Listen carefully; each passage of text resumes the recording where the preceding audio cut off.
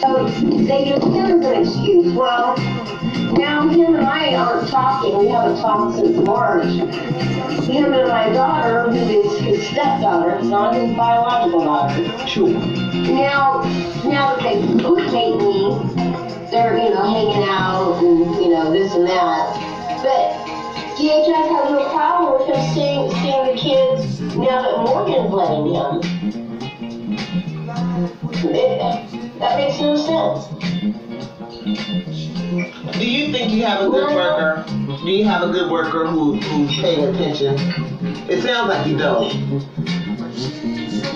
Oh, she's a bitch. She used one of the reasons, other than Morgan breaking the protective order. The other reason she used was because I was showing a picture to another caseworker. It was a video of my grandkids dancing, and I said, "This is when I had," and the girls were playing, and I was talking to the caseworker, and I said, "Yeah, this is when I had the girls when their mom was in JAIL." And they said that I was showing that I didn't like their mom by doing that. Again, this is where, because I was to the point where I can't just keep fussing and cussing at these ladies every day. I just want to find out what part of you guys are human, and we can have a human discussion. Like, if this was you and your family, would you want your kids just ripped away and then taken away, and you can't visit or you can't know where they are, whatever steps they want to take with people, because I know it's different levels. With me, I think they went to the extreme. And, oh yeah, they went to the extreme with me too, because I raised my oldest granddaughter until she was 6. Right. And I had temporary custody of her. And then Morgan, and I went to court, and Morgan, during that time, Morgan was calling DHS on me every which way you could. And every time DHS came out, they ruled it out. They're like, this was a false allegation. Not substantiated, not unsubstantiated, ruled out. Like, you are innocent of this because we found out this is false.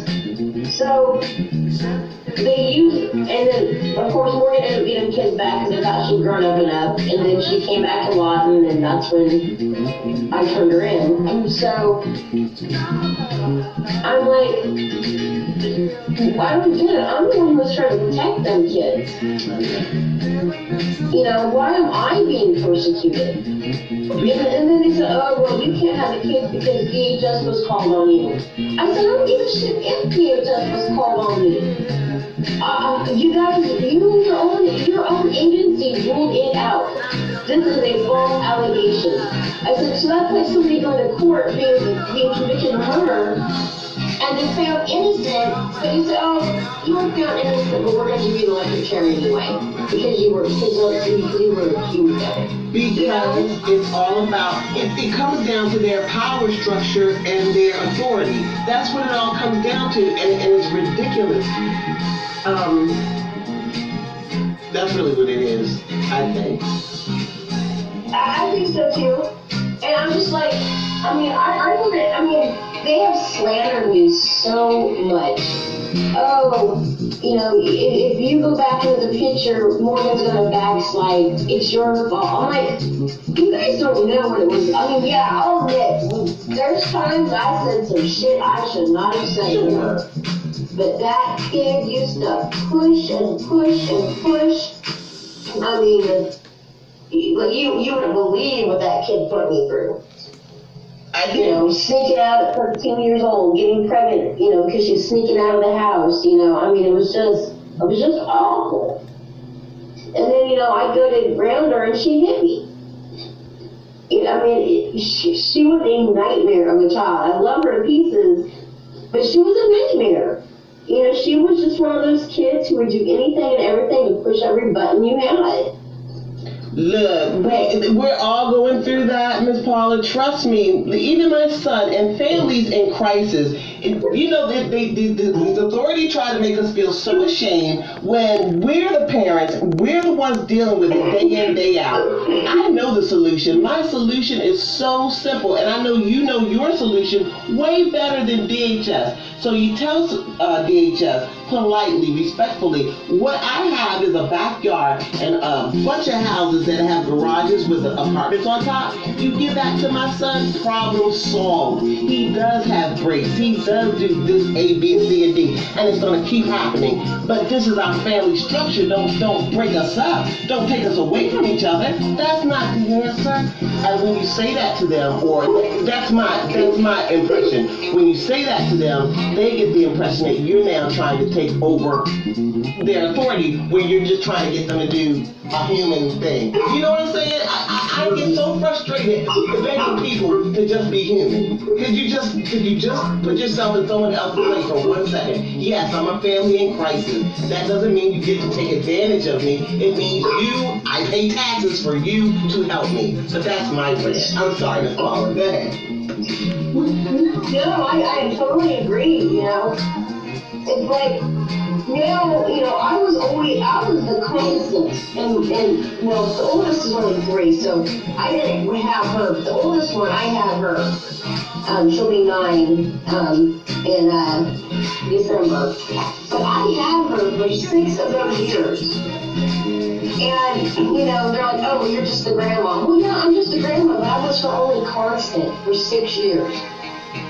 You know, taking me away, she's made her think that grandma doesn't love her because she's always asking, Grandma, how come when Mama gets us, she takes us to the park, but when you get us, you stay here at the DHS office? No, my God. And I'm not even allowed to tell them. I'm not even allowed to tell them. Well, that's not grandma's, that's not what grandma wants.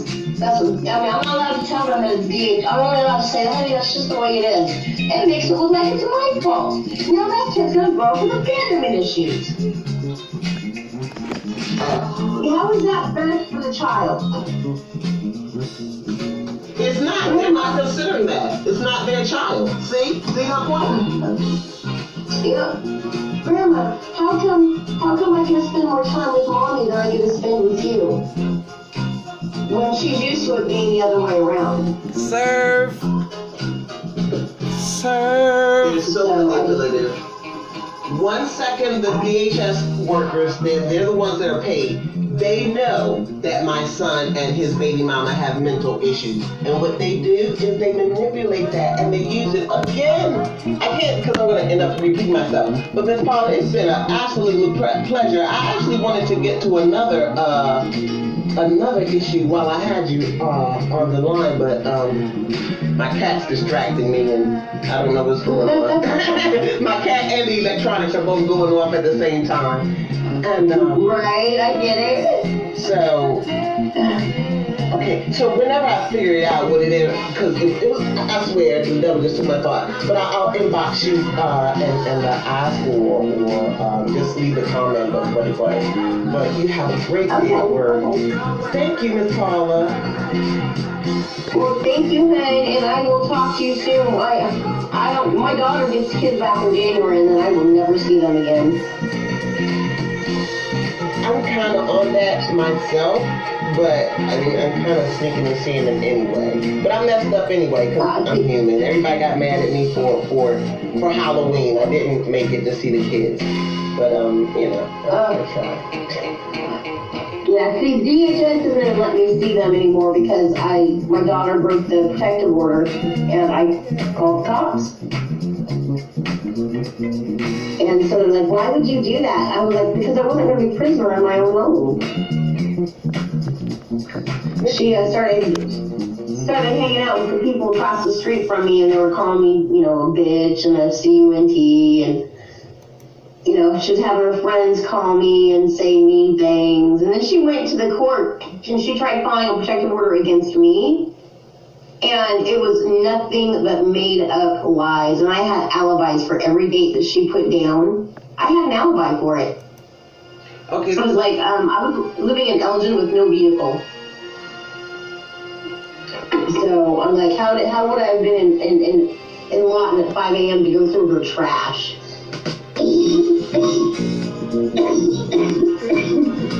And this is your daughter doing this.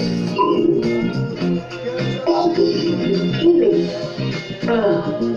Say that again? Your daughter is putting you through this.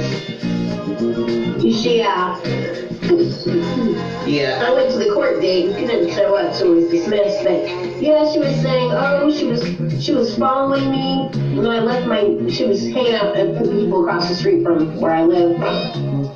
So she said, oh, when I left, she followed me, telling me she wasn't going to leave me alone. And I'm like, first of all, how did I follow you? I don't have a vehicle. Second of all, how, my friend took a video of them. I was in the backyard. Once I knew she was there, I went to the backyard. But my friend took a video from inside the house from when they left, because she was trying to get the license plate. So I have video of that, and I'm nowhere in that video, because I was in the backyard. So, I have proof that everything she said was a lie. So, yeah, I called the cops on her. But I'm focused on the part where you were banned from seeing your grandchildren, because I was banned from seeing my grandchildren in February 2020. Again, I'm looking at DHS. They're the ones that are getting paid to do this job. They're the ones making the decision. Their decision to ban me was based on me raising my voice in the DHS office. Raising my voice because they took my kids and put them in foster care when I was told on February 12th to come to the hospital to pick up my grandchildren for placement in my home. Instead, I was met with a police escort. So you see what I'm saying? That kind of inhumane decision making. Yeah. What I want us to do is get a lawyer and sue the hell out of or at least do mediation. I really want to just see where people are on a human level. That's the part I don't get. Yeah. I don't know these people from a I want to be an attorney too. Especially, they slandered me so bad. They said, oh, well, you coming back into Morgan's life, it proves that you're just trying to screw up her life. And I'm like, first of all, she came back into my life, not the other way around. Second of all, when she got arrested for violating the protective order, that was her choice, not mine. And then, come to find out, one of the reasons they arrested her